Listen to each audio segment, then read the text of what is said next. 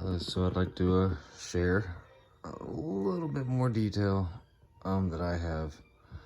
Um, so I have some personal books from Otto Binder, a legendary Golden Age writer of Captain Marvel and countless other titles that you could look up. But for all those Captain Marvel fans, I just have to share this. This is a very key book.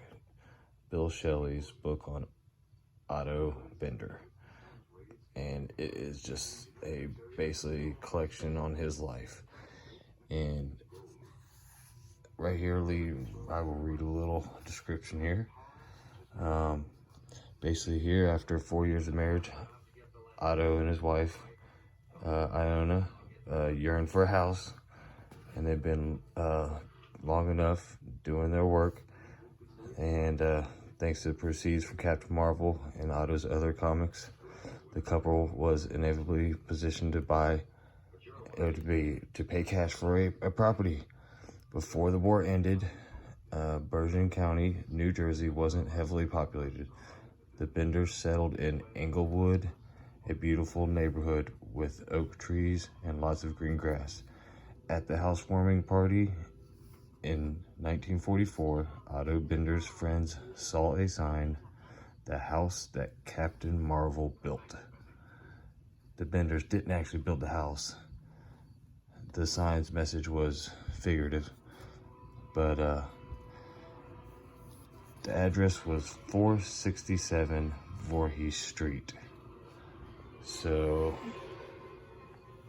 I shared this in another video, but just to give verification and just to show it, it is what it is, and I just can't believe I own a piece of history. But boom, Otto Binder.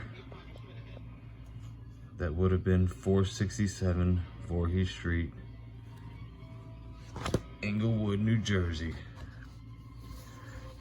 And I am just absolutely flattered.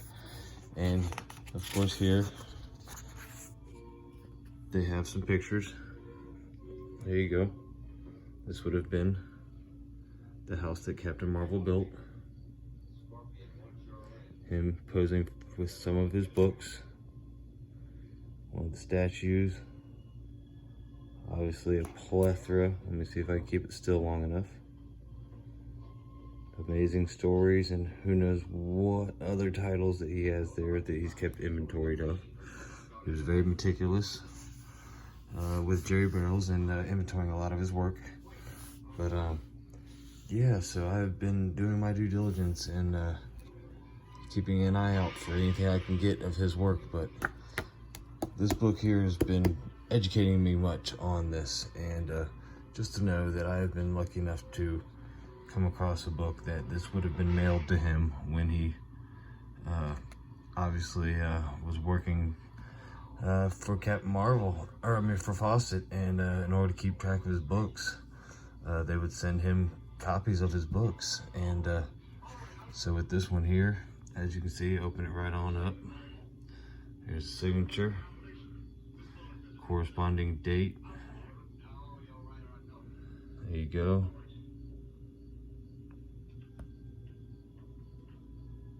Then we got here where he inked his initials on a few of the stories that he particularly wrote, as with that one. And then of course this one here, it was also right on there on the list of books that I can't believe I have. Not to mention that this book was listed as only has stamp on cover and signature on inside. Didn't say anything else, and I got this for ridiculously cheap.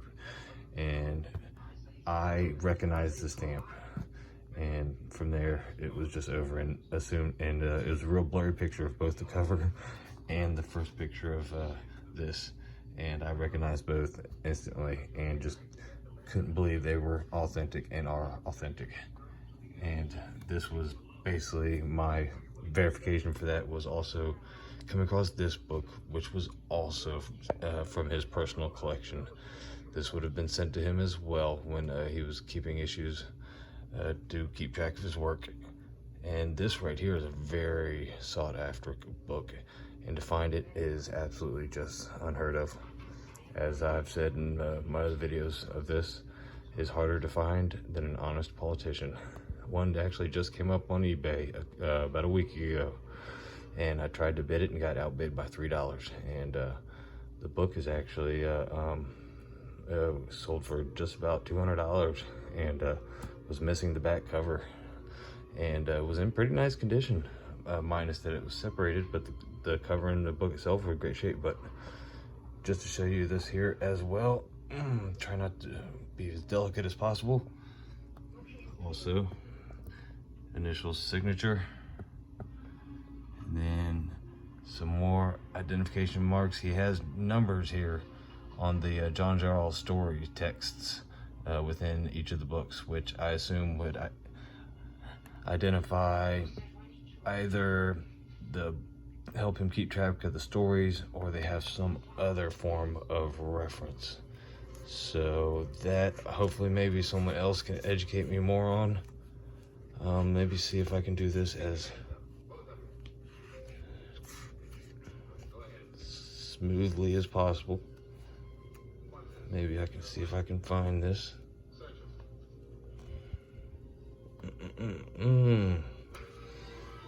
It's just not wanting to go.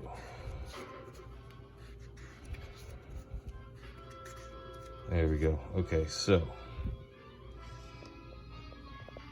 as you can see, we have number 63. What that reference is to, hopefully one of you might know.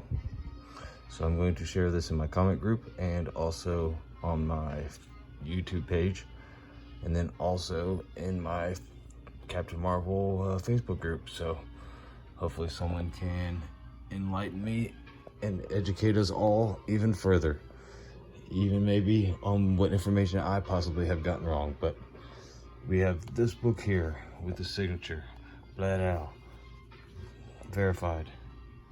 Another signature, verified. Not verified, but obviously you can tell they match. And then this one here, let me show you there's also here's the identification mark for this text story. We got the 21 mark. So what that might reference to, obviously.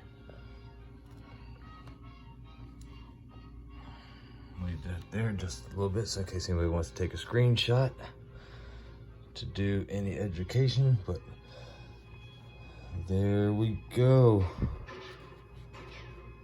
Just a little bit of Captain Marvel memorabilia from a little piece of history. As you can see, both signatures are spot on.